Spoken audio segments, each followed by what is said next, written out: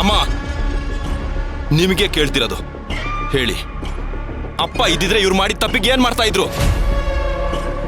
ಅವರಿದ್ದಿದ್ರೆ ಗೊತ್ತಿದ್ದು ತಪ್ಪು ಮಾಡಿದವ್ರನ್ನೆರಡೂ ಕೂಡ ಹತ್ರ ಸೇರಬಾರ್ದು ಅಂತ ಜೊತೆಗಿರೋ ಅವಕಾಶನೇ ಕಿತ್ಕೊಳ್ತಿದ್ರು. ಮತ್ತೊಂದು ಅವಕಾಶ ಕೊಡ್ತಾ ಇರ್ಲಿಲ್ಲ.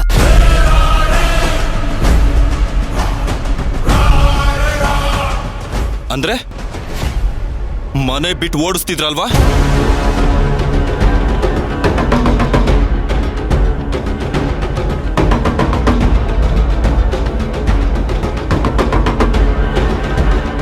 ಊರಿನ ಜನಗಳ ವಿಷಯಕ್ಕೆ ಯಾರೇ ಬಂದ್ರು ರಾಯರು ಅದನ್ನ ಸಹಿಸ್ತಿರ್ಲಿಲ್ಲ.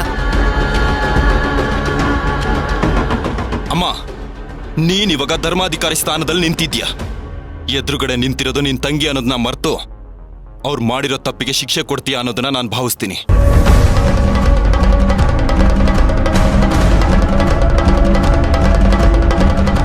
ಮತ್ತೆ ಇದ್ರಲ್ಲಿ ನಿನ್ ತೀರ್ಮಾನನೇ ಅಂತಿಮ.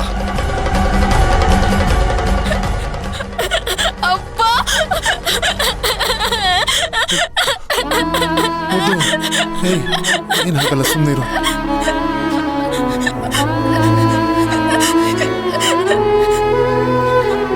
ಅಗಸ್ತ್ಯರೇ.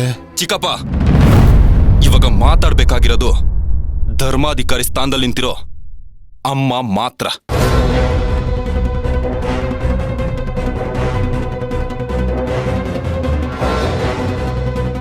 ಅಯ್ಯೋ, ಅಗಸ್ತ್ಯ ಬಿಡೋ ಹಾಗೆ ಕಾಣ್ತಾ ಇಲ್ಲ.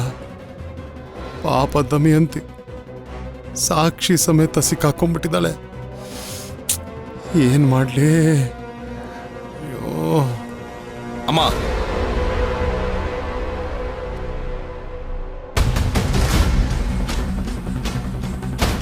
ದಮಯಂತಿ ಮಾಡಿರೋ ಅಕ್ಷಮ್ಯ ಅಪರಾಧಕ್ಕೆ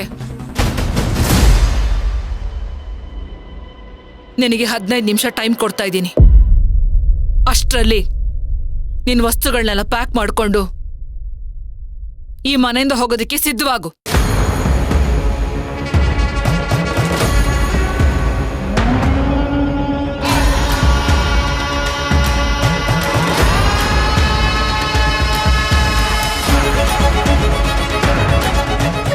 ಅಕ್ಕ, ಅಕ್ಕ ಪ್ಲೀಸ್ ಹೀಗೆ ಮಾಡ್ಬೇಡಕ್ಕ. ಅಕ್ಕ ಪ್ಲೀಸ್ ಅಕ್ಕ. ದಮಯಂತಿ ಹೇಳು ಮೇಲೆ.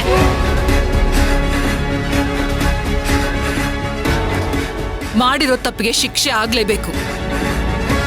ಇದೇ ಪ್ರಪಂಚದ ನಿಯಮ. ತಪ್ಪು ಮಾಡಿದ್ರೆ ತಾನೇ ಶಿಕ್ಷೆ ಆಗ್ಬೇಕು.